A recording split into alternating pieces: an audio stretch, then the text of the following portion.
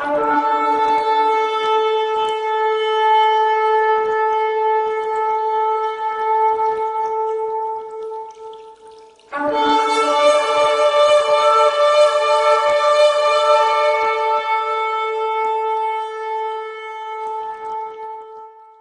parashá de esta semana, ¿no? Lech Lecha. Lech Lecha. Los que se acuerdan de lo que ya hemos aprendido acerca de ello en los otros ciclos de la Torá que hemos aprendido. Vamos a hacer repaso de algunas cosas rápidamente porque hay otras que hay que tocar. Siempre es bueno recordar los temas principales de la parashá. Y uno de los temas principales de esta parashá, pues ya sabemos cómo comienza, es con las bendiciones de Abraham, ¿ok? Las bendiciones. Y mencionamos en esa ocasión que son 7 las bendiciones de Abraham. Están ahí en el capítulo 12, del 1 al 3. Las voy a leer, no se las voy a explicar. Pongan yo creo que ustedes tomaron nota la otra vez, pero son dice que te haré una nación grande. Esa es la primera bendición. Y no solamente bendición, es una promesa. Y te bendeciré. 2. Y engrandeceré tu nombre. 3. Y serás bendición. 4. Y bendeciré a los que te bendijeren. 5. Y a los que te maldijeren, maldeciré. 6. Y la séptima, y serán benditas en ti todas las familias de la tierra.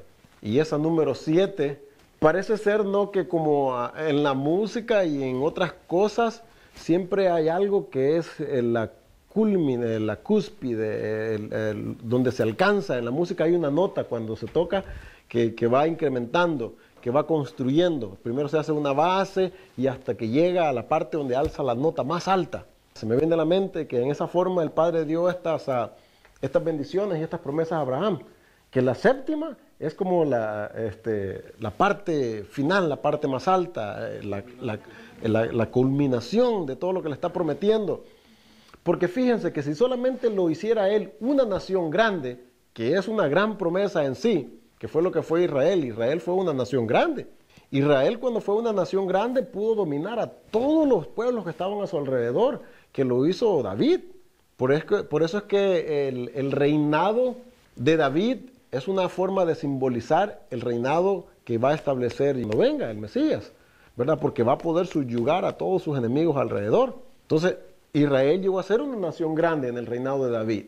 Ese fue el simbolismo que se alcanzó, ¿verdad?, de lo que va a ser al final, una nación grande. Pero no es todo, no es la plenitud de lo que el Padre quería dar solamente a Abraham y a la descendencia de él, una nación grande. Otras cosas más, porque una nación puede ser poderosa. Podemos poner el ejemplo, no, de Estados Unidos, tienen poder, pero en realidad el nombre de ellos no es muy bien querido en países extranjeros, hermano. No sé por qué hay una cierta animosidad en contra de este país y hasta cierto punto en algunas cosas tienen razón, hermano. Porque este país ha sido un poquito, por decirlo así, ¿no?, entrometido en la política y en las cosas de los demás países. Ha querido dominar, ha querido manejar, ha querido monopolizar el poder y todo eso. Y en otros países les dicen los yanquis, les dicen, pero se los dicen en una forma despectiva, en una forma como no son bienvenidos aquí. En otros países se ha sentido ese sentimiento en contra de este país. Como la policía del mundo, así se les dice, ¿no? Pero fíjense, si es una nación poderosa, sí. Si es un país grande, sí. Pero tienen un nombre en el cual la gente, Estados Unidos, ¿verdad?, en el cual la mayoría pues lo dicen, ¿verdad?, y están contentos, y quizás no, hermano. Pero comparándolo con lo que el Padre sí quería hacer a Abraham, le dice, te bendeciré, dice, y engrandeceré tu nombre, la tercera bendición y promesa, ¿verdad? Y serás bendición. Serás bendición. Pero volviendo a la séptima promesa, que es la cúlmine, parte final, como también podemos decir, el broche de oro con el cual se cierra todo. Es una de las promesas en las cuales nosotros tenemos la esperanza, más que todo de restauración. No sé si lo miramos así, pero eso es en realidad porque, y serán, ¿cómo dice? Benditas en ti, ¿verdad? O algo así. Todas las naciones, o todas las familias, ¿no?, de la tierra. Benivrahu bekakol mishpachot ha'adamah. Y en ti serán benditas todas las familias de la tierra. Esa es la séptima bendición.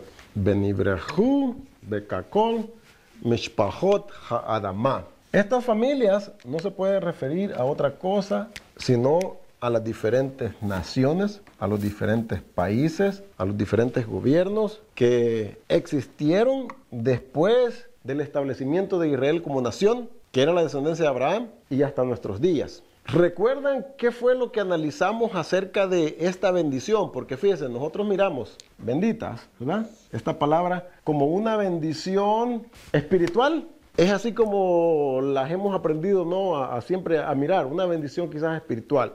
O puede incluir esa bendición cosas también físicas, puede incluir también prosperidad. Lo que los rabinos pueden ver en esa palabra es que el verbo en el hebreo no es igual que el verbo que comúnmente se utiliza para bendición. Y explicamos algo de esto la vez pasada. La palabra que está aquí, estas benditas, es benibrajú, benibrajú. Y esta forma de este verbo que se utilizó aquí es el único lugar en el cual se utilizó esta forma, no benibrajú, ¿verdad? En ti serán benditas. Hay una forma del verbo de este benibrajú que creo que se escribe, bueno, es una transliteración, nefal. Y cuando ellos miran la forma de ese verbo, en el original no dejan de poder tratar de entender por qué es que se utilizó en esa forma, en esa parte. Y esa forma les explicamos en una ocasión de que quiere decir, en ti serán injertadas. Nepal, o nefal, o nepal, nifal, depende cómo las pronunciamos. Pero esa forma de maberik, son tres verbos diferentes que están familiarizados cuando se utilizan en el hebreo ahí. Benibrajú es la parte como se lee literalmente, pero tiene su raíz en maberik, que quiere decir injertado, que quiere decir entrelazado. La palabra baraj, de bendición, que se utiliza aquí, es la única vez que se utiliza esta forma del verbo. Ahora, mire, en el Talmud, en un tratado que se llama Yevamot, en el folio 63a, un rabino, el rabino Eleazar, está comentando acerca de este texto aquí. Y dice, ¿qué es lo que quiere decir este texto? Dice, y en ti serán todas las familias de la tierra benditas. Él hace la pregunta, ¿no? Y ahora él contesta el mismo, dice, el bendito, dice, bendecido sea él, dijo Abraham, yo tengo dos ramas muy bonitas, muy buenas que injertar en ti. Y menciona, dice, a Ruth, la moabita, y a Naá, la amonita. Entonces, este rabino está interpretando que lo que el padre quiso decir aquí con esto es que va a injertar dos personas que se consideran gentiles. Acordémonos que la Torá dice en Deuteronomio que los moabitas y los amonitas no pueden entrar en la congregación de Israel hasta la 10ª generación. ¿Y cómo es que estas sí entraron? Quebranta entonces la regla que está diciendo el mandamiento, misbot, dice no entrarán. Entonces, ¿por qué es que entonces sí pueden estas dos entrar? Ellas no eran de la 10ª generación, ellas eran moabitas. ¿Ok? Al entrar a Israel y casarse con un israelita, hasta la 10ª generación de la descendencia de ellas, entonces ya podían formar parte de la congregación de Israel. Pero ellas están entrando directamente. Por eso entonces él está diciendo, porque cuando ellas entraron, dejaron de ser amonitas, dejaron de ser moabitas, dice. Por eso es que ellos dicen, la forma de ese verbo tiene que ser injertar, no puede ser bendición solamente. ¿Por qué? Porque cuando nosotros injertamos, y tenemos el ejemplo, ya lo conocemos, de las plantas, lo que más se injerta, ¿qué son? Bueno, se pueden injertar frutas, pero se injertan también rosas, para cambiar los colores. Entonces, cuando usted pone esa ramita, o esa estaca que mete, que abre y que amarra ahí, con el tiempo eso llega a formar parte, o si no en el mismo momento, porque acordémonos que se alimenta de la savia de la planta principal, se está alimentando de ahí, entonces llega a formar parte de sí. Benibrajú, quiere decir, en ti serán injertados, en ti serán puestos, en ti entrarán las familias de la tierra. En los rollos que se han encontrado, han sido algunos, no bastantes, se puede ver esa forma diferente del verbo. Pero cuando los escribas empezaron a copiar los rollos de la Torá, especialmente pues los 5 libros de Moshe, y se encontraban con esta forma de este verbo, que ellos sabían que la palabra era utilizada para injertar plantas. Ellos trataban de analizar, ellos trataban de racionalizar cómo es que las familias de la tierra van a ser injertadas en Abraham.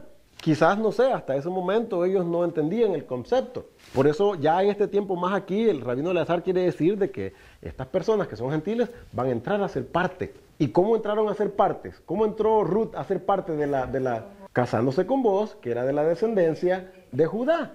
¿Y cómo era la forma entonces de injerción que estaba tratando de dar a entender aquí? De que tienen que ser parte de la familia. Entonces, los hijos de ellos, aunque ya son de dos diferentes, podemos decir así, un gentil y un israelita, ya esa persona y ahora ya trae la sangre de los dos. Entonces puede alcanzar la bendición de Abraham. En ti serán injertadas las familias de la tierra, entonces yo las puedo traer. Porque acordémonos que el deseo del Padre, cuando da todas esas promesas y dice qué es lo que va a hacer, las cosas que están incluidas ahí, es que van a ser también, tristemente, parte de lo que el Padre está diciendo que va a hacer, es que los iba a dispersar. Pero si las tribus de Israel, como ya sabemos, se fueron, desaparecieron, perdieron su identidad, y vamos a suponer de que dejaron de existir, ¿cómo se dice? Cuando pierden su identidad, se diluyeron, se perdieron, y ya dejaron de ser un pueblo. Entonces, ¿cómo el Padre puede restaurar, puede traer algo si ya no existe, si ya desapareció? Pero parte de las promesas que está diciendo él es que los va a traer nuevamente. Y está hablando de todo Israel. Entonces, ¿y qué es lo que está haciendo con las familias? Para que haga eso con las familias, tienen que ser de la descendencia de Abraham, para poder él hacer eso. Porque la promesa fue dada a Abraham. Una de las cosas que tenemos que recordar, hermanos, y yo siempre he mencionado esto, las promesas que nosotros miramos en la Torá no fueron dadas a ningún pueblo gentil. Todas las promesas que usted mira en la Torá y en los profetas, siempre fueron dadas a Israel, a nadie más, a la casa de Judá y a la casa de Israel. Las promesas, fíjese que hay para los gentiles, porque usted se puede preguntar, bueno, ¿hay promesas para los gentiles? Sí hay. Pero las promesas para los gentiles son incluyéndose ellos dentro de Israel, siguiendo a Israel, adorando como Israel, acercándose a Israel, como lo que está diciendo Isaías. Mi casa será llamada casa de oración para todos los pueblos. Acordémonos que el concepto y la idea de formar un lugar de adoración central para el Padre es para que todos lleguen allí, no es para que cada quien adore a su forma de ser allá en todos los lugares donde se encuentran. Es para que suban a Israel, para que suban a Jerusalén. Entonces tiene que haber un enfoque principal, tiene que haber un lugar principal. Y ese fue el que el Padre escogió, en Israel, en Jerusalén. Pero ¿cómo es que los puede traer entonces, si son gentiles? Si a ellos no se los prometió. ¿Sabe que otra de las formas, otro de los significados de esta palabra Benibrehu, aparte de bendición, también es conocida como un estanque de agua, una mikvah, que nosotros le decimos en hebreo, se dice mikvah, un estanque de agua, un estanque, una alberca, una pila, una piscina, ¿verdad? Como lo entendamos mejor. Eso es también, cuando usted busca esa palabra en el hebreo, vaya y busque ahí Génesis, Bereshit 12, y busque el significado de esa palabra, creo que el número es 1293, que es berajá. ¿Se acuerdan que siempre decimos la berajá, verdad? La bendición. Quiero agarrar la berajá. Berajot, se puede pronunciar de diferentes maneras. Algunos decimos casi siempre berajá, ¿verdad? Los judíos lo pronuncian un poquito diferente. Van a encontrar que uno de los significados de la palabra va a decir ahí, porque bueno, si la tienen en inglés o en español, pero en inglés va a decir pool. No sé cómo va a decir en las Strong en español, si va a decir estanque o pila o alberca, pero algo como así va a decir. Entonces, sabemos que dentro de la Torá hay diferentes niveles de interpretación, y uno de los niveles de interpretación que los rabinos miran en la cómo es que Abraham va a hacer una alberca, un estanque de agua y acordémonos que los estanques de agua y los mikvahs era con el propósito de purificarse, de limpiarse. Entonces ellos miraban cómo es que Abraham va a hacer como una alberca, como un estanque. Y era para que las naciones, dice, vengan a él, dice. Porque acordémonos que una de las cosas de que las tres diferentes religiones que son basadas en la fe de Abraham como el padre de la fe, están puestas en que él es podemos decir, su patriarca principal. Porque es aceptado en la doctrina del cristianismo, miran a Abraham como el padre de la fe. Los musulmanes, ellos tienen a Abraham como el padre de Ismael, ¿verdad? El padre de la fe. El judaísmo, pues claro, pues de ahí nació Abraham, el padre de la fe. Entonces dicen ellos, a él es que vienen todos esos y se mira como la forma como ellos lo traducen también, haciendo como una midrash. Dice, serás un estanque o un tanque de inmersión para purificar al inmundo y para traer cerca a los que están lejos. ¿Se recuerdan el canto, no, que hacemos? Para los que están cerca, dice, y para los que están lejos. ¿Pero quiénes son los que están lejos? Los que están cerca tiene que ser Israel. Entonces los que están lejos, los que fueron dispersos. Porque no puede traer a alguien que no le ha prometido nada. No puede traer a alguien que... En el Talmud dice ellos cómo explican eso. Dicen, no, ahí no lo muevo así. Estas son las análisis que ellos, cuando miran eso, porque miran la diferencia de la palabra. En otro lugar, la palabra bendición es berajat, así. No está hablando de injertar. En la nota esa, porque ellos siempre ponen notas de lo que están diciendo, en la parte de esa nota dice, ambas de ellas, dice, pertenecían, o sea, Ruth y Naamá pertenecían a naciones idólatras, dice, que fueron injertadas, dice, en la manada de Israel. La primera, Ruth, ya sabemos que era la ancestra de David, y la otra era la madre de Roboán, que era la hija que era el hijo de Salomón. Y las dos, no, Naamá, y ella era la mamá de Rehoboam, que era, o sea, fue mujer de Salomón, era la mamá de Rehoboam, el hijo de Salomón. Lech Lejá es una repetición, y los rabinos dicen ellos, ¿por qué se repite algo que ya se entiende? Porque Lech quiere decir sal, ¿verdad? O vete, o quiere decir vete, pero le dice Lejá tú, vete tú. Cuando yo le digo a usted vaya, no tengo que decirle tú, si le digo vaya usted, se podría decir, ¿no? Pero es como estar repitiendo lo mismo, vaya. Y Lech Lejá, por eso es que es la misma palabra. ¿Qué es lo que miran ellos? ¿Por qué lo está repitiendo? Dice, porque es para su propio beneficio. Dice, sal, ve, porque es para tu propio beneficio. Donde tú vas a ir, si tú haces lo que yo te estoy diciendo, el beneficiado vas a ser tú. Y fíjense, cuando Abraham obedeció a ese mandato, él no estaba pensando en que si obedezco este mandato, si hago lo que él me está diciendo, voy a tener prosperidad, porque lo enriqueció, ¿verdad? Con ganado, con oro y con plata. O me va a dar, simplemente le dijo, ve, sal de tu tierra y de tu parentela a la tierra que te voy a mostrar. En ese momento, él todavía no le ha dicho para dónde lo lleva. Aunque en el relato ya más adelante, como 4 o 5 versos más abajo, le dice, y se fue a la tierra de Canaán con Lot, ¿verdad? Agarró a Lot, su sobrino, y se fue a la tierra de Canaán. Y esa es una de las cosas que tenemos que observar, hermano, y recordar. Que nosotros en poquitos versos, por ejemplo, del 1 creo que es al 5, al final cuando ya le dice que se va para Canaán, ahí ya sabía él. Pero en el 1, cuando le dice vete y sale de tu tierra, no le está diciendo dónde va a ir. Pero ya en el 5, no se ve que ya le dijo dónde va a ir, pero ya parece ser que Abraham ya sabe para dónde va. Entonces, ¿será que él adivinó o será que el padre se lo dijo en algún tiempo desde que le dijo, ve y sal de tu tierra y de tu parentela? Hasta cuando ya él estaba yendo en caminos a la tierra de Canaán. No dice cuánto tiempo pasó ahí. Acordémonos que era un viaje, no iba en carro ni en tren, ¿verdad? Iban caminando, caminaban.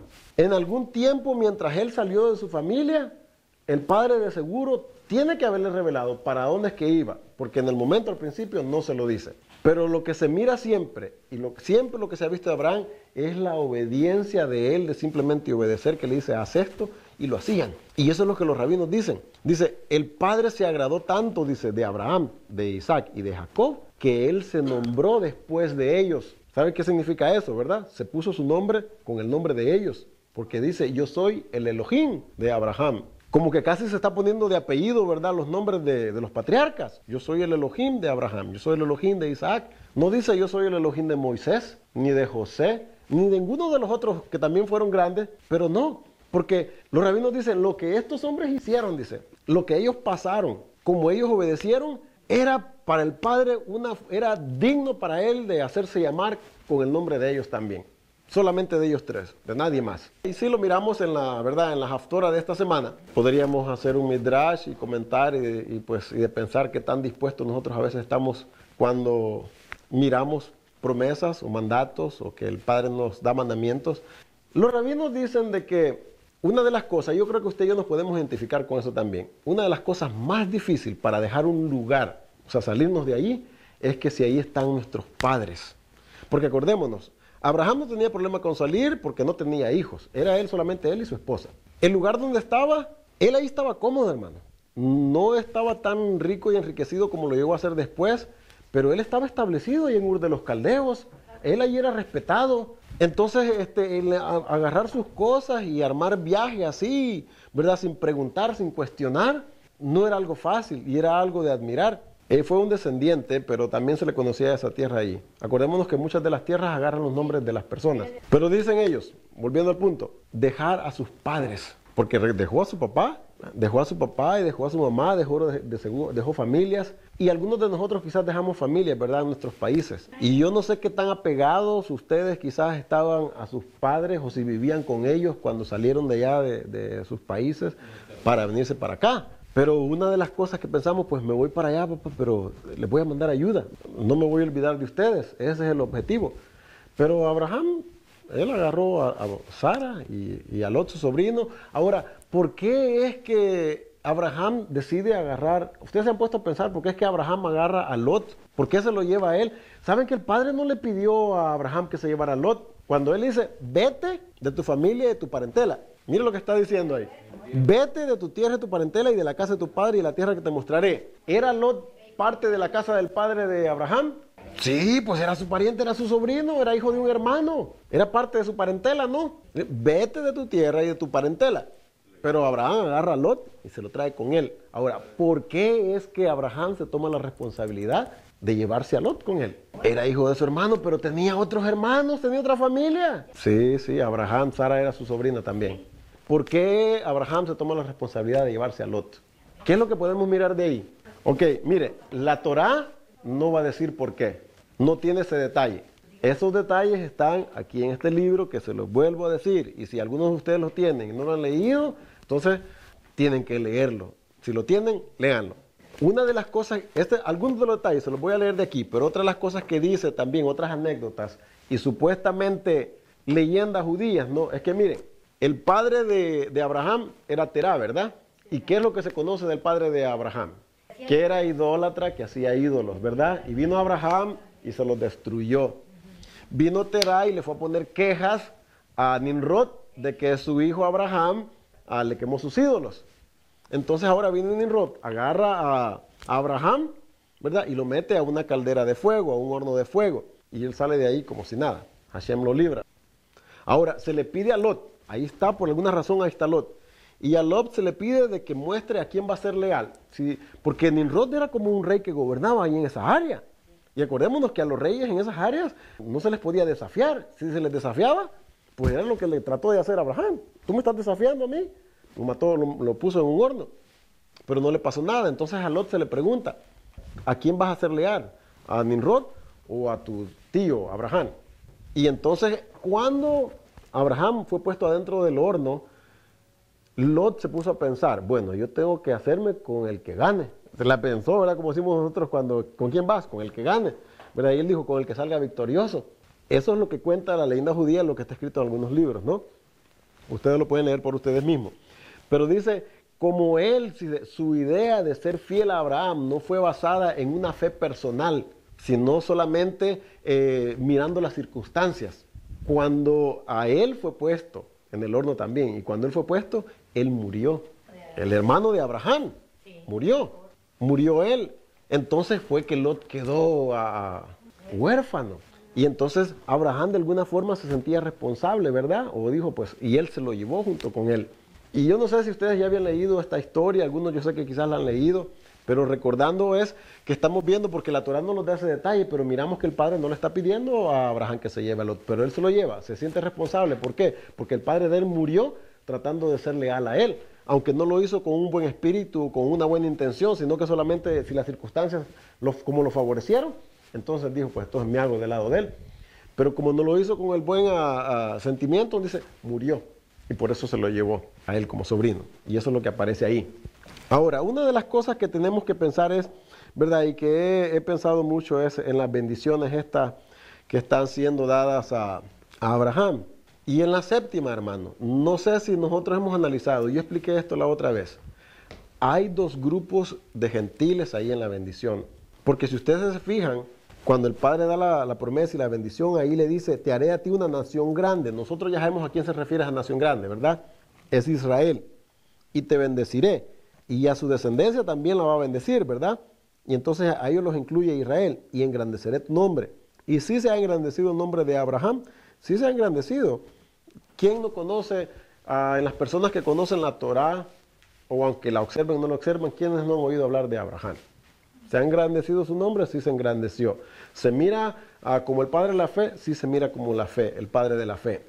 ¿Se mira como un hombre recto? Sí, porque lo hizo. Cuando el padre lo llamó y le puso mandatos, él obedeció. ¿Verdad? Y serás bendición, y bendeciré a los que te bendijeren, y a los que te maldijeren, maldiciré. Y serán benditas en ti todas las familias de la tierra. Hay dos grupos de personas ahí. Israel y las familias de la tierra. Pero como estuvimos analizando el verbo, ¿no? El Padre solamente puede bendecir a estas familias de la tierra fíjese cómo dice, en ti. La bendición solamente puede llegar en Abraham, dentro de Abraham. Para alcanzar esa bendición que el Padre está poniendo sobre Abraham, hay que estar en él. Y la única manera de estar en él es de estar injertado en él. Entonces, estas familias de la tierra, la manera como van a ser traídas, como van a ser bendecidas, es estando dentro de Abraham, dentro de su descendencia. Ahora, si pensamos nosotros, ¿no? Y hemos hablado mucho de esto. Y a través de la parashá, a través de los otros capítulos, nosotros podemos ver unos pocos más detalles, si no bastante, en el capítulo 17. Acordémonos que las bases, una de las cosas que hemos explicado es que van construyendo una sobre la otra. Se van dando más detalles más adelante de cómo es que se van a desarrollar las cosas que el Padre está prometiendo a Abraham y a su descendencia. En el capítulo 17, cuando Abraham ya era de 99 años, cuando le apareció Hashem y le dijo, yo soy el Elohim Todopoderoso, anda delante de mí y sé perfecto, y pondré mi pacto entre mí y ti, y te multiplicaré en gran manera. Fíjense, ya esto el Padre ya se lo había dicho a Abraham.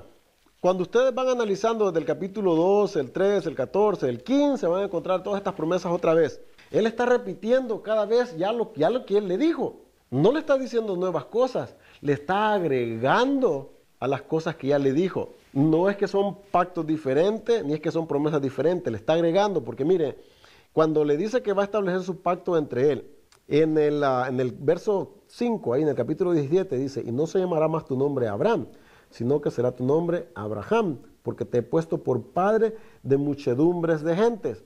Y una de las cosas que no sé si ustedes recuerdan, hemos analizado en esa frase, muchedumbres de gentes. ¿Se recuerdan lo que quería decir? Muchedumbres de gente, es lo que literalmente dice, ¿verdad? ¿Se recuerdan cuál era la expresión en el hebreo? ¿Se recuerdan? Melo Hagoyim. Melo Hagoyim quiere decir muchedumbres de gentes. Ahora fíjense, de Abraham ya no está saliendo solamente una nación, ahora están saliendo muchedumbres de gentes. Y eso Melo Hagoyim, porque estas gentes, de acuerdo a la frase que se utiliza en el hebreo, ya no son hebreos ellos. La palabra que se utiliza ahí es Goyim, que es verdad, es plural, que es para muchos. Y los Goyim es algo que no tiene nada que ver con Israel, no son de la descendencia de Israel.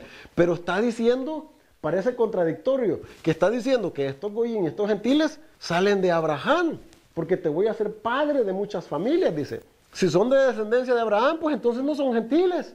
¿Cómo entonces lo tenemos que entender? Por eso yo decía, hay dos grupos de gentiles. Mire, hay dos grupos de gentiles, y esto es algo que he dicho en muchas ocasiones y ustedes se lo deben saber de memoria. Un grupo de gentiles, los primeros son gentiles, no tienen nada que ver con la descendencia de Abraham ni con la descendencia de Israel. Estos son gentiles. Ahora, hay otro grupo de gentiles, también son gentiles, pero fíjense la diferencia de esto. Este otro segundo grupo de gentiles, que son estos que está diciendo aquí, Melo Hagoyim, porque vienen de Abraham. Este es el grupo que es diferente. Estos tienen promesa. ¿Se recuerdan que estábamos mencionando de que el Padre no le hizo promesas a los gentiles? Pero a este primer grupo, estos no tienen promesa. No en la forma como se la dio a Abraham. ¿Sí me explico? No en la forma directa como se la dio a Abraham. No tienen esa promesa ellos. ¿Pueden alcanzar promesa estos gentiles que no tienen nada que ver con la gente? Sí, pero llegándose a él, adaptando la creencia de Abraham, adaptándose ellos a la forma de adorar al Creador como lo hacía Abraham, pueden ellos alcanzar promesa. Pero estos ya la tienen. No, los gentiles, los primeros, son dos grupos que miramos aquí en Génesis capítulo 17. Gentiles con promesa, y también lo podemos mirar en el capítulo 12. Porque ¿dónde está Israel? Te haré a ti una nación grande. Ahí está Israel. Esos tienen promesa automáticamente porque son la descendencia de Abraham, de donde salieron las tribus. Pero cuando ya dice, y en ti serán benditas todas las familias de la tierra, ese es otro grupo. Pero esos también tienen promesa. Estos son de este segundo grupo aquí. Pero estos son gentiles regulares, como los griegos, los babilonios, ¿verdad? Los asiáticos, todos esos otros que no tienen descendencia de Abraham. Y es que no es que ellos no pueden ser salvos. Tenemos que entender lo que estamos tratando de analizar aquí. No es que estos no tienen oportunidad de poder ser establecidos y estar en el reino. No. Es que a estos no se les ha dado promesa como las que le dio el padre Abraham. Porque recordémonos que las promesas, dice, es para ti y para quién. Y para tu descendencia. No es para cualquiera, hermano. Porque acordémonos que el padre está tratando de establecer un pacto con un grupo de personas. Mire, desde Adán hasta Noé, hubieron 10 generaciones. Y ustedes las pueden contar ahí. De Adán a Noé hubieron 10 generaciones. De Noé hasta Abraham hubieron otras 10 generaciones. Y fíjense, el Padre está tratando, acordémonos de esto, la promesa original, la primera vez que se dio, ¿a quién se le dio? No, vamos más atrás, recordemos, estoy diciendo a Adán, de que él cayó, ¿verdad? Desobedeció, pero iba a ser restaurado. Se le prometió eso. Ahora, ¿en quién más adelante el Padre iba a traer esa simiente que le dijo, la simiente de tu simiente, de Adán? Va a salir uno que va a aplastar a la serpiente, a la que lo hizo caer, ¿verdad? Que ya sabemos que es Yeshua, ¿no? Pero fíjese, el Padre entonces, ¿cuándo es que viene a aparecer esta simiente? Pasaron 10 generaciones. Pasaron 10 generaciones de Adán hasta Noé. Y dentro de estas 10 generaciones no salió la simiente. De Noé a Abraham. De todas estas generaciones, desde Adán hasta Noé, de la 1 a la 10, no salió una la persona en que se cumplió esa promesa. No salió. Y si no salió, es porque ¿qué? Porque no hubo alguien que tomó el llamado, no hubo alguien que vivía de acuerdo, no vivía alguien que era digno, no era alguien que el Padre podía ver, en esto no voy a hacer. No se dio nadie.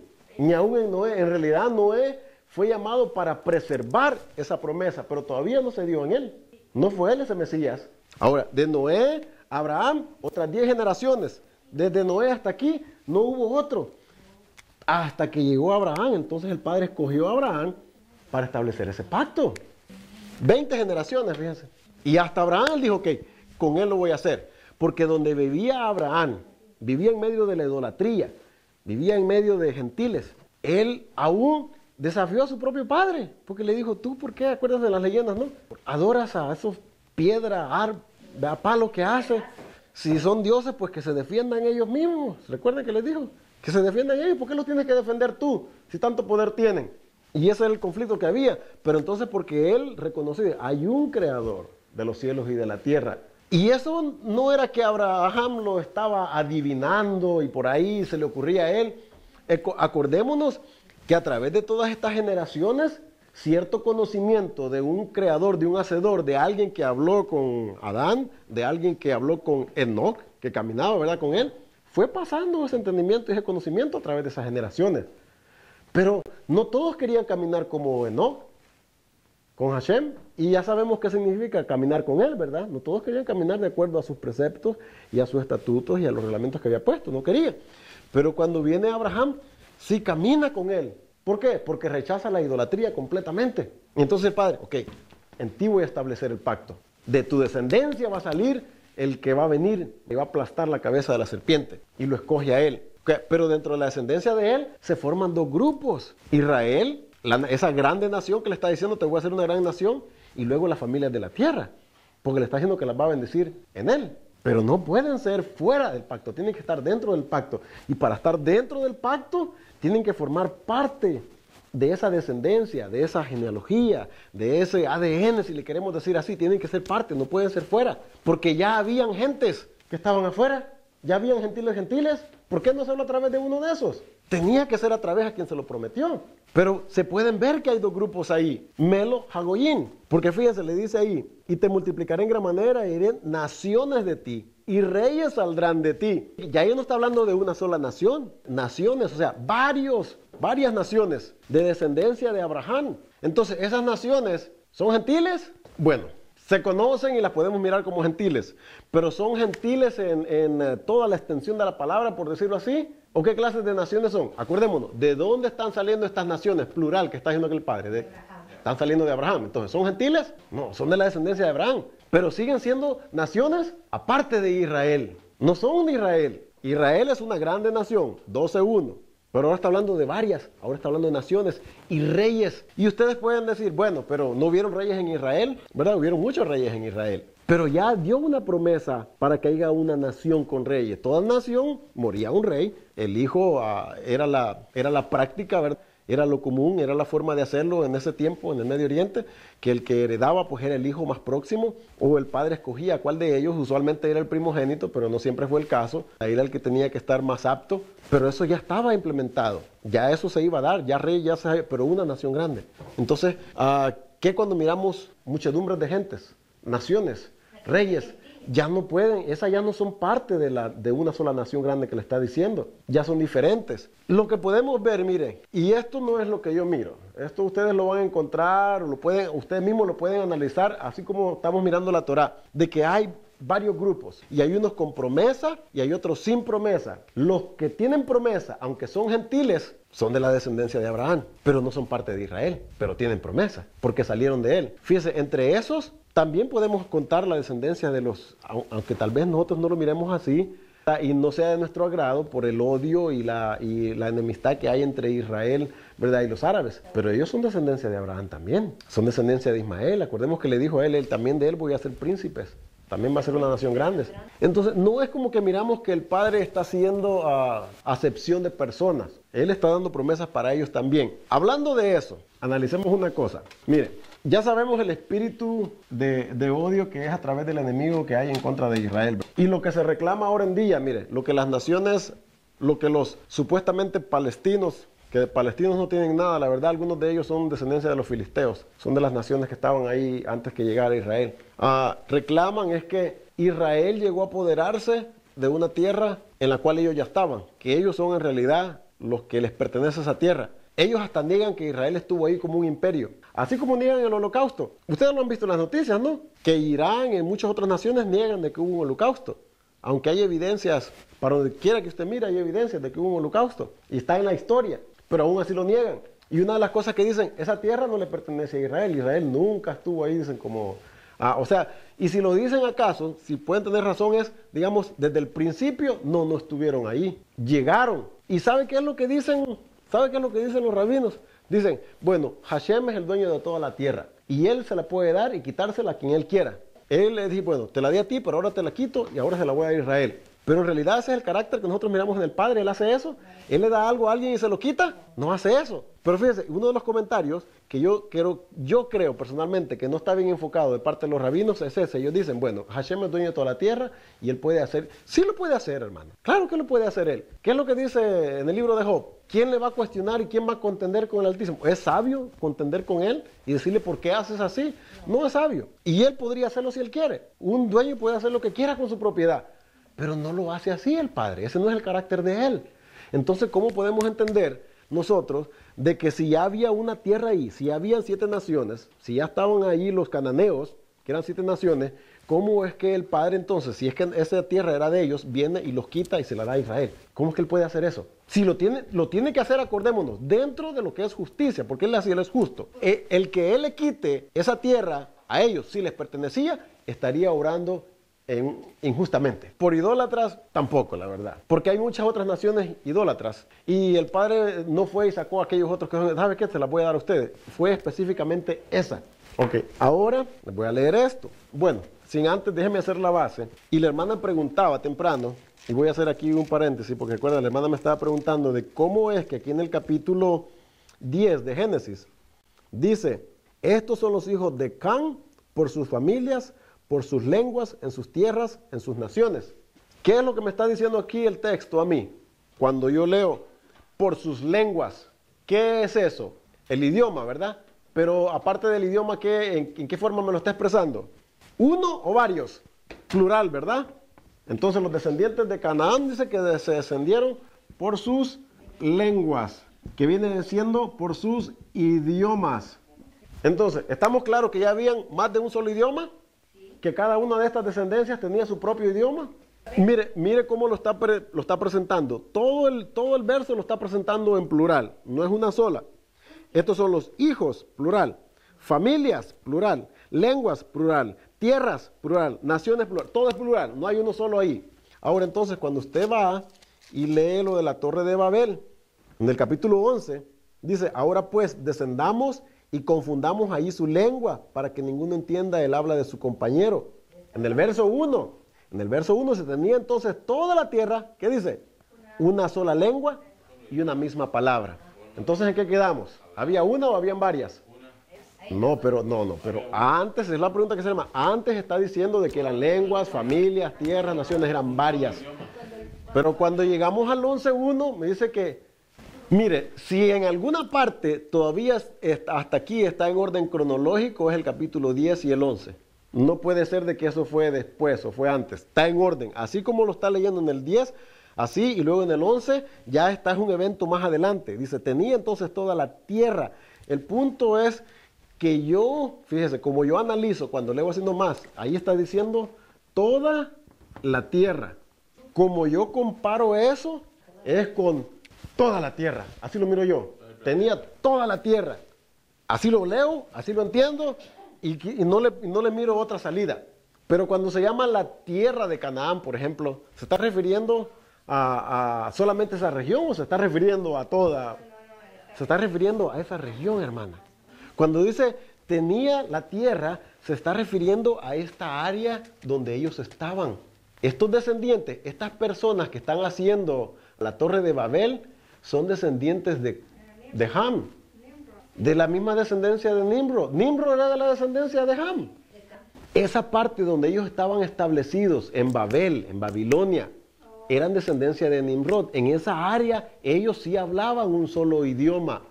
Porque ya antes, fíjese que los que se están dividiendo por idiomas son de la misma descendencia de Cam. Cuando usted lee el verso 20 ahí del capítulo 10, dice, estos son los hijos de Cam. Son de la misma familia. Son de la misma familia, que aquí en el 10 tienen diferentes idiomas. Pero la misma descendencia en el capítulo 11 ahora dice que tienen uno solo. ¿Cómo tengo que entenderlo yo? Tengo que entender que cuando se refiere, entonces toda la tierra se está refiriendo a esa área donde ellos se establecieron. De la descendencia de Ham, uno de los hijos de Noé. ¿Ok? Fíjense en el mismo capítulo 10, en el verso, voy a leer desde el 24, dice, Arfaxad engendró a Sala. Hasta el verso 20, donde está hablando de Cam y de sus familias, hasta ahí llega la descendencia de Cam. En inglés es Ham y en español le han puesto Cam, pero es el mismo, hermano. Quizás nos confundimos a veces. Pero del verso 21 en adelante, y ahora está hablando de los hijos de Sem, de Shem, padre de todos los hijos, dice, los hijos de Eber, hermano mayor de Jafet. Y los hijos de Sem fueron Elam, Asur, Arfaxad, Luz, y ahí dice la genealogía, ¿no? Pero lo interesante es cuando llega al 25, dice, y a Eber nacieron dos hijos. Eber viene de la ascendencia de Shem. Nacieron dos hijos. El nombre de uno fue Peleg. Y nosotros ya habíamos analizado, ¿no?, que ese nombre quiere decir terremoto, división. Eso es lo que quiere decir eso. Y nosotros dice, porque en su día fue repartida la tierra. Y algunos han interpretado, porque se presta para ello, de que la tierra se partió. Y podría ser, sí, podría ser, ¿no? Que la tierra, se dice, era un solo, ¿verdad?, una parte. Pero que como hubo un terremoto, fue cuando se hicieron los continentes, ¿verdad? Y se abrieron, se repartió la tierra. Pero lo que el libro de Jubileo me dice a mí es otra cosa. ¿De qué otra manera puedo yo entender que se repartieron la tierra, hermanos? Se la dividieron, se repartieron la tierra, se dividió la tierra. Y eso es lo que me está diciendo aquí toda la área, hermana, el Medio Oriente. Estamos hablando del Medio Oriente, hermano. No estamos en América, ni en Rusia, no, esa región ahí.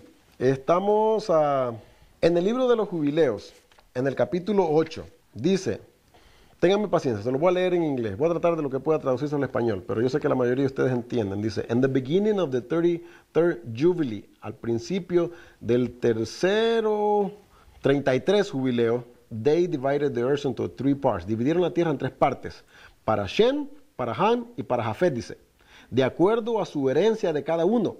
En el primer año de la primera semana, dice, cuando uno de nosotros, y el que está hablando aquí dice, ángeles, que había sido enviado hacia ellos, dice. El verso 11 dice, él llamó a sus hijos y ellos se acercaron a él. Está hablando de Noé. Ellos y sus hijos. Y dividieron la tierra por suerte, dice aquí. Que sus 3 hijos tenían que tomar en posesión. Dice, y ellos, dice, extendieron su mano y agarraron cada una escritura, o sea, escribieron en un papel la tierra que les iba a corresponder agarrar. Dice, y extendieron su mano, and they took the writing out of the arms of Noah, their father. Noé fue el que les dio. Escribió en un papel, dividieron la tierra en 3 partes, y sacó y agarraron, y les dio él, ¿verdad? Esto es lo que te toca a ti, dice. Ahora, salió, dice, en la escritura, para Shem, dice, la parte de en medio de la tierra. Siempre lo que se ha conocido como la parte de en medio de la tierra es donde está Jerusalén. Jerusalén siempre ha sido considerada, y por todos los medios y por todas las creencias, es el centro de la tierra. Se llama the navel of the earth. ¿Saben qué es el navel, verdad? Como el ombligo de la tierra. Y dice, esa fue la parte que le correspondió a Shem. Dice, él la va a tomar como una herencia para él y para sus hijos por las generaciones eternas, dice. Y ahí empieza a decir la parte del territorio, las áreas que correspondían, ¿no? Dice, y todo esto, dice, es al norte de Jafet. O sea que a Jafet le tocó la parte norte.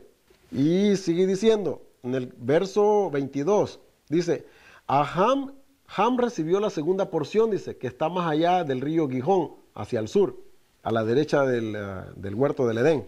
A él le tocó la tercera porción. Y Jafet, verso 25, dice, recibió la tercera porción, que es toda la región de Gog y Magog. ¿Se acuerdan de eso? ¿Va? Gog y Magog. Dice, esta es la tierra que salió para Jafet, dice. Pero dice, esa tierra, dice, es fría, but it is cold, and the land of Ham is hot, dice. Fíjense, la tierra que le tocó a Jafet, dice que es fría. ¿Y sabe qué es lo que está al norte de Israel, hermanos? No, al norte, hermano. Al norte de Israel. Rusia. ¿Y cómo es Rusia? Neva mucho, hay mucha nieve, es una región muy frío. Y aquí lo está diciendo. Dice, y la de Ham, que le tocó, ¿a dónde le tocó Ham? Lo que es África. ¿Cómo es África? África es caliente, tiene desierto. Egipto es caliente, es desierto. Pero fíjense lo que dice. And the land of Shem is neither hot nor cold, dice. Y la tierra que le correspondió a Shem ni es caliente ni es fría, dice. Pero es una mezcla, dice, de frío y de caliente. O sea que era un clima agradable. Porque era el centro de la tierra, dice. Dice, y Ham divided among his sons. Vino Ham, de los hijos de Noé, dividió la tierra entre sus hijos.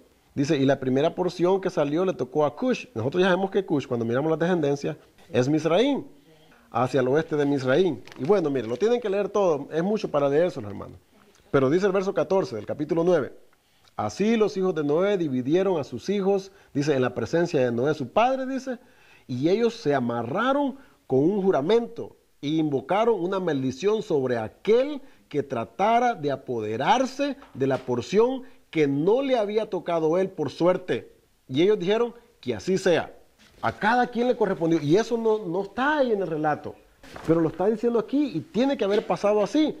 Y es lo único que a mí me hace pensar. Ahora fíjense, en el capítulo 10 dice, verso 29, Canaán miró la tierra del Líbano hasta el río de Egipto y miraba que era buena.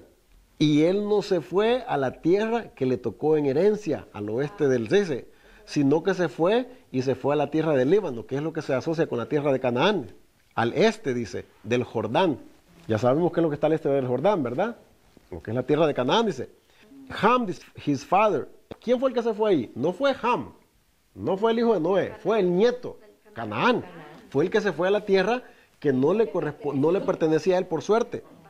Dice, entonces vino su papá, Ham, y Cush, su hermano, y Misraín y sus hermanos, y le dijeron, tú te has asentado en una tierra que no es tuya, y que no te cayó a ti por suerte, no nos cayó a nosotros, dice, cuentan, dice, you have settled in a land which is not yours, and which did not fall to us by lot.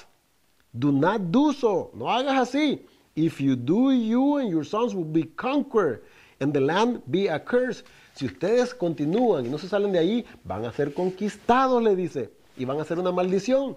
Fue lo que Israel llegó a hacer, a conquistarlos. Era una tierra que, hermano, esa tierra era de Israel ya, era de la descendencia de Abraham. Es la tierra que le tocó a Shem. Y la descendencia de Shem, ya sabemos quién es. Abraham viene de la descendencia de Shem. Entonces esa tierra ya les correspondía a ellos. Ellos no llegaron sacando a nadie ahí a la fuerza porque era de ellos ya. Entonces por eso es que el Padre no puede obrar injustamente. No fue que permitió que lo sacaran para, se las voy a quitar a ustedes y se las voy a dar a estos porque estos me caen más bien o porque estos me obedecen. No, desde el principio no era de ellos esa tierra. Sigue diciendo el verso 31. Do not live in land of Shem. Fíjese, Ham y sus hermanos, Misraín y Cush, todo eso le están diciendo a Canaán, no vivas en la tierra de Shem. Porque for to Shem and to his son did it come by their law. Porque a Shem y a sus hijos les cayó por suerte. Pero dice el 33, but he did not listen to them and settled in the land of Lebanon from Hamath to the border of Egypt. He and his sons until this day, cuando se escribió este libro, ¿verdad? For these reasons, the land is named Canaan. Por eso es que se conoció con la tierra de Canaán. Porque él fue y él se sentó allí, pero no le correspondía. Le pusieron esa tierra, por ejemplo, vea la tierra de Canaán, o sea, donde se sentó él, aunque no es de él, pero pues ese nombre le puso. And Japhet and his sons went towards the sea and settled in the land of the portion. Dice, y la descendencia de Japhet, ellos pues se fueron a poner a otro lado. Todo lo que era la área del este y del oeste del Jordán, toda esa área, cuando usted lee los linderos que está marcando el libro, le pertenecía a la descendencia de Shem. Para donde quiera que usted lo mire, para el norte, para el sur, ahí pone todos los linderos de los 3 hijos. Entonces, en realidad lo que pasó cuando vino Israel de Egipto y a sentarse y a sacar y a pelear contra ellos, están haciendo justicia, hermano. Están haciendo justicia. Están apoderándose de lo que ya es de ellos, de lo que siempre les ha pertenecido. Así que ellos, ahora en día, aún los descendientes de ellos modernos, lo miran como que Israel fue e invadió, ¿verdad? Y se apoderó de algo que no era de ellos. La verdad, ¿saben qué, hermano? Muchos de estas gentes, ellos en realidad no conocen la historia. Ellos no saben eso. Ellos miran a Israel como un invasor que, ¿verdad?, que ha llegado ahí. Pero fíjense, aunque aún fuera así, siempre se ha entendido que en las guerras, el que vence, ese se apodera de lo que venció. ¿Por qué la historia y por qué la gente no tiene problemas como, por ejemplo, cuando Roma conquistó? Roma conquistó y se apoderó de todas las tierras y a todo el que subyugaba tenía que obedecer y hacer lo que decía. Cuando lo hizo Babilonia, cuando Nabucodonosor conquistó, ¿no se apoderó de todas las tierras? Egipto también llegó en un tiempo a ser una nación que conquistó a otros también a su alrededor y ellos dominaron. Siempre se ha entendido y se ha reconocido en las leyes internacionales que en la guerra, cuando uno vence, se apodera de esa tierra, le pertenece. Ese es parte del botín. ¿Por qué se lo aceptan a todas las demás naciones y por qué a Israel no? Suponiendo, vamos a decir que no era de ellos, vamos a decir que sí era de Canaán, pero ellos llegaron y pelearon y vencieron y se establecieron. Por cualquier lado que lo mire, le pertenece a Israel. Al principio porque les cayó su suerte y después les pertenece doble, fíjese, porque era de ellos y todavía llegaron a conquistarlo. Ya era de ellos, pero tuvieron que conquistarlo. Pero a la fuerza se apoderó, sí, se apoderó, se metió. Pues es lo que estoy diciendo, pues en la guerra, mientras hay guerra y el que vence, él se apodera y tiene la fuerza para mantenerse, ¿quién le va a decir algo? Mire, hermano, ya se va a acabar el tiempo y había otro punto que yo quería que entendiéramos. Rápidamente, hermano, capítulo 15. Capítulo 15 de Génesis. Dice, entonces Hashem dijo a Abraham, ten por cierto que tu descendencia morará en tierra ajena y será esclava allí y será oprimida 400 años. Esto también ya lo explicamos la otra vez, hermano. Yo no sé si ustedes se recuerdan o quedó bien claro esto, pero fíjese, estamos leyendo ahí que está diciendo de que el padre le está dando promesa a Abraham, ¿verdad? El padre le está dando promesa a Abraham que le va a dar una tierra a él y a su descendencia. Pero en otras palabras, parafraseando lo que está diciendo, le está diciendo, todavía no. Van a ser oprimidos, los voy a llevar a un lugar.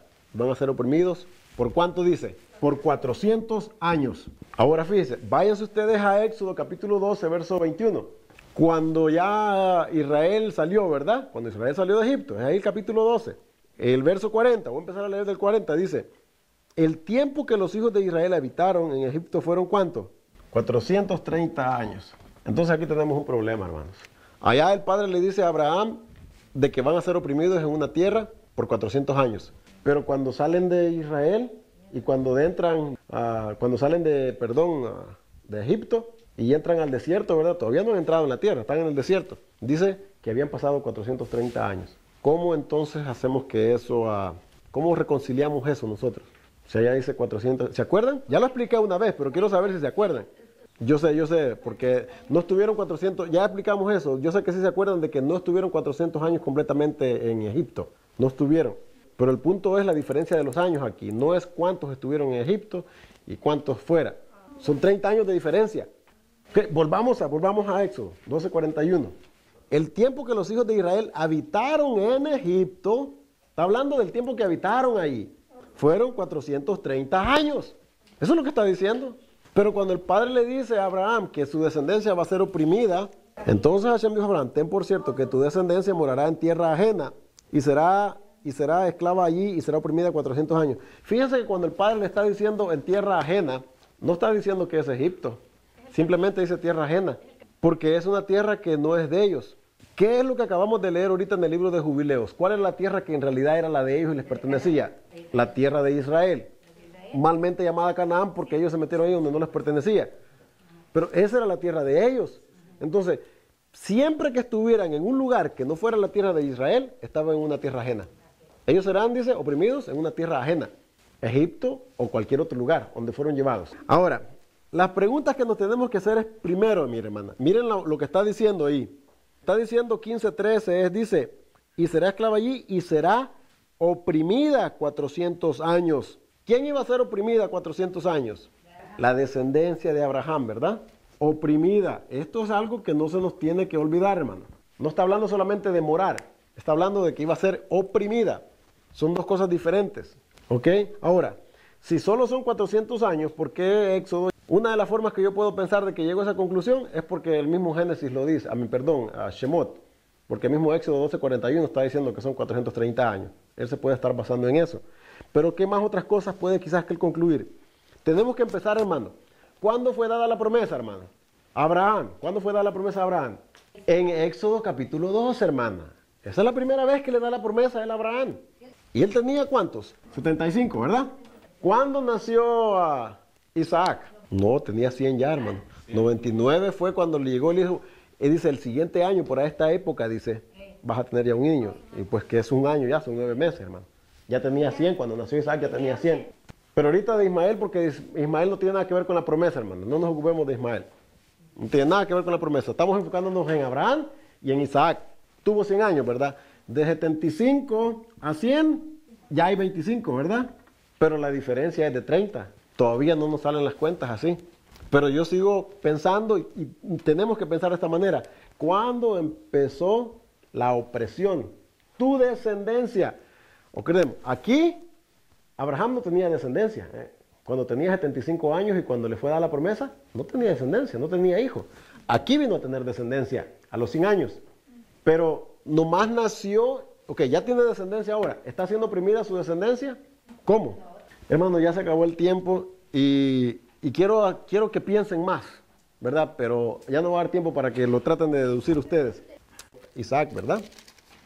Vamos a Bereshit 21:9. Dice, y vio Sara que el hijo de Agar, la egipcia, el cual ésta le había dado a luz a Abraham, se burlaba de su hijo Isaac. Y eso fue lo que yo les expliqué la otra vez. Yo no sé si se acuerdan o se acordaban, pero dice, cuando, miró Sara que Ismael se burlaba de Isaac, allí empezó, ¿y qué? La opresión, porque ya Isaac es descendencia de Abraham. No podía antes empezar la opresión. ¿Cuántos años tenía? Y lo que ustedes pueden leer ahí, lo leen después detenidamente. Está siendo destetado. Acuérdense que está siendo destetado. Y eso fue lo que explicamos la otra vez.